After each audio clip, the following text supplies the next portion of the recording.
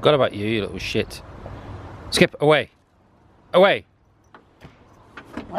Away.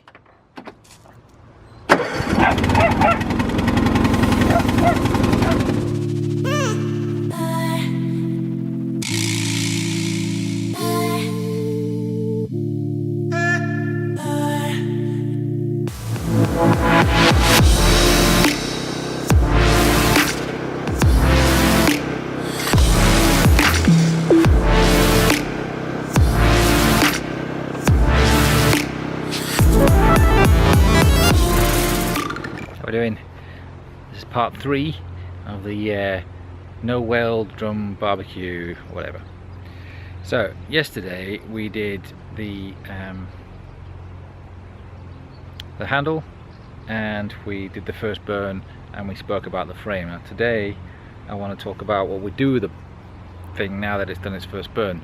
So let me take you over.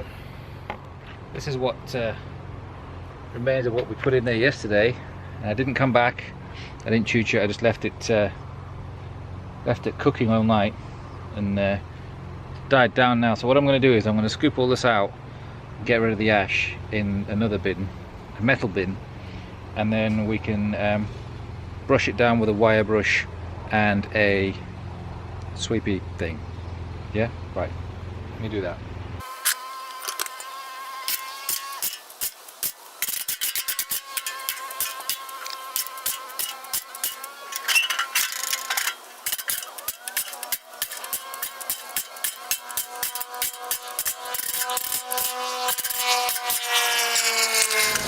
Next step now really is to get a wire brush like this one,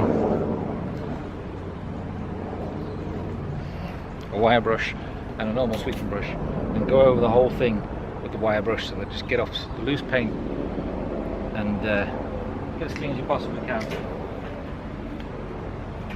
Don't worry so much about the inside, because it's going to get mucky anyway, it's going to get burnt, so it's just the loose paint, the loose ash paint that you want to get off. In fact, if you wipe it with this first.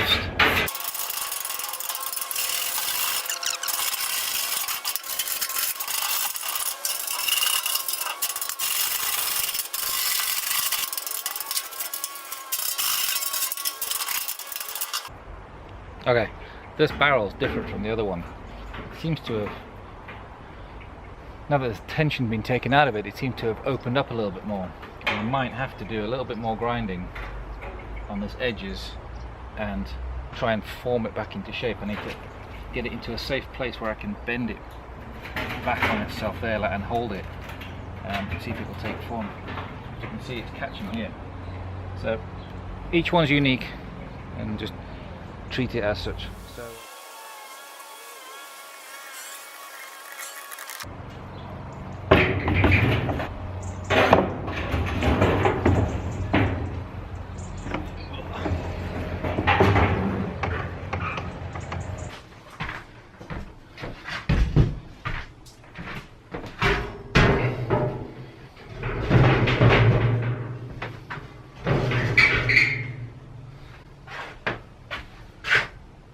no, I can't spray in here. I think I'll just bring you out here really. Makes it better. I need to grind some of this, so more 6s and 2s today. What's wrong with me? It's Friday though. So I'm going to grind this side, grind the other side, see if I can bend it into shape, and then we'll start wiping it down and then spray it. Just know that everyone's drum's going to be differently, it's going to react differently to how you cut it and stuff, so this is a good time before you actually do the final coat spray to do any modifications that you need to do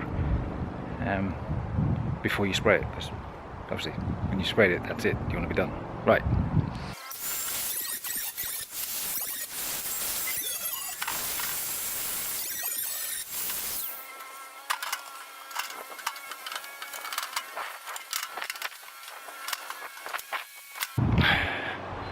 The best I'm going to get it to fit. Now I'm going to go grab some spray. Oh, dog's coming. Grab some spray and then my phone's ringing. It's David Clark. Hi David. I think because it's Friday, it's like 4:30 in the afternoon, that everyone's ringing because it's like get things out of the way for the weekend. So yeah, some good news today. Very happy with myself. So what was I saying? Oh yes, we need to get some libation to spray down the barrel with. So I'm using this Simon's car wash thing because I find it really good, cuts through grease, etc. And I've got a dirty rag out there. So what we'll do is we'll go out, we'll give it a wipe, and then put it up on the stand and give it a spray. Is this in the box in the cupboard of love? It's Rustoleum stove barbecue paint. This is not what I used on the other one. I used another one for. I used this one here. This charnwood stuff. I'm not being sponsored by any of these, but any real barbecue heat resistant finish, especially this one. This is a Matthew finish. So as you can see there, Matthew focus. No, not focus.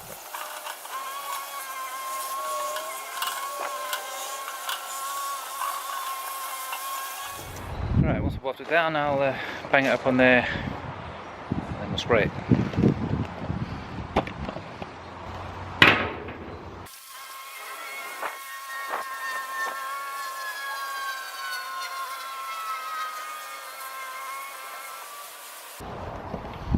It's too windy. I must say, filming today has not been as fluid as I'd liked it.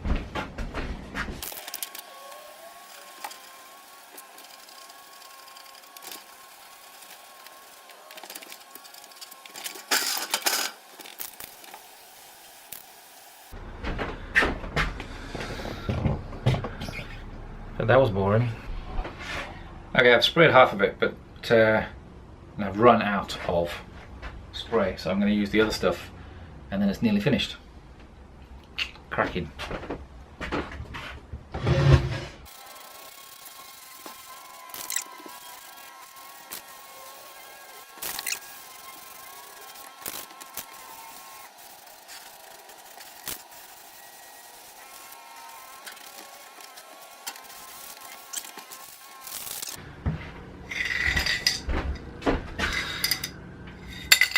This stuff is brilliant.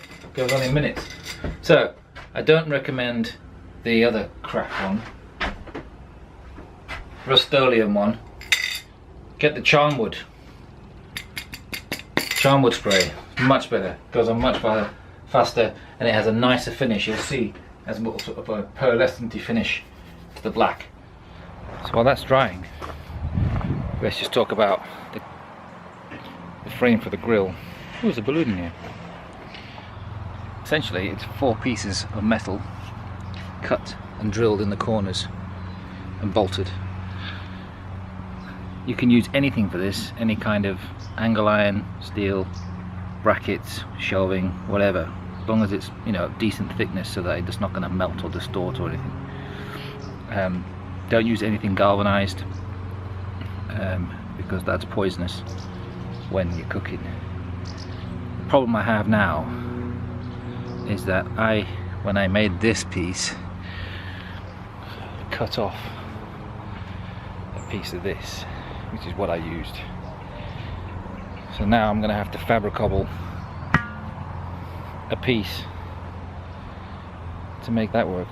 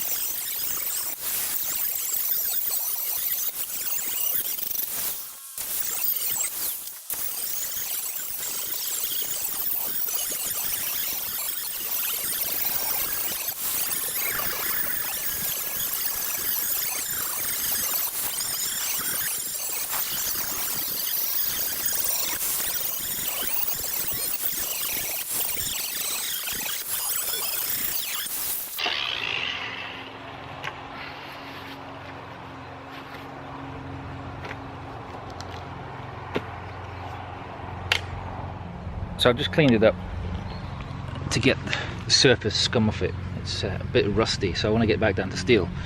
So the trick now is to measure the center of it. Use that one as a base.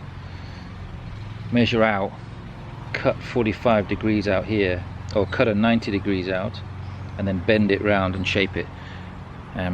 Never tried this before, so I'm winging it. I may end up cocking the whole lot up, and yeah, let's see.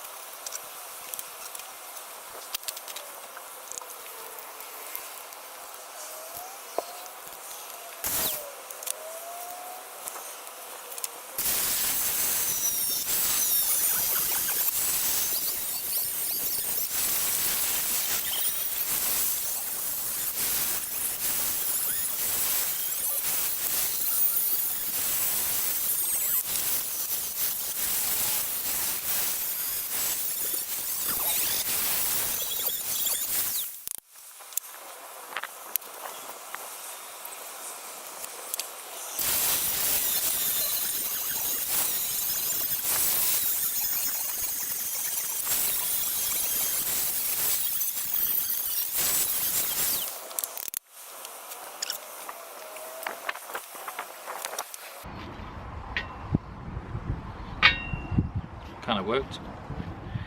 I thought I'd do the honor of showing you the completed item now that it's all dry and it's... Anyway, I'm doing a quick burn. This is it cooking away. The grill's in and the frame is in how we like it. Everything seems to look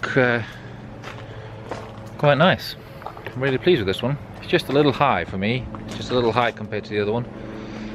But can make it work. I think it'll be alright. I think it'll be fine. So yeah. Looking forward to seeing yours if you leave a comment or if you do a video or, you know, whatever. Bye.